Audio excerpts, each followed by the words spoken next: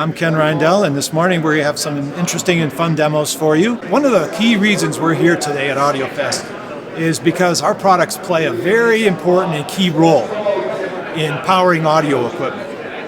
And we're going to explain to you, we're going to demonstrate why that is and why it's so important that we are here. And some of you may have heard the term regenerator used. We have products that do what regenerators do, but on steroids. And we're going to show you what we mean by that here. There's a belief that the power line is very clean or reasonably clean and very stable in its operating frequency. But the fact is, that's not so true.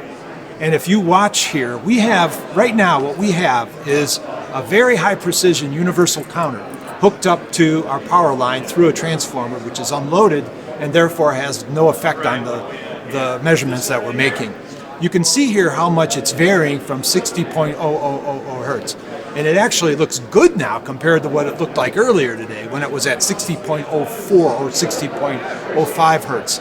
Now, the audio folks worry about 0.0001% distortion and incredibly low wow and flutter numbers for their turntables, but is anybody talking about the frequency that the power line is bringing in that has more an effect on the speed of those turntables than anything else that's going on, including what the manufacturer has done in the manufacture of that turntable?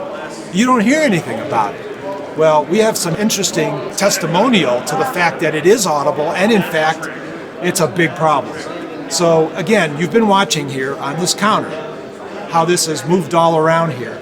But I also want to call your attention to the fact that it's, well, kind of sort of a sine wave maybe, but not really, as you can see here.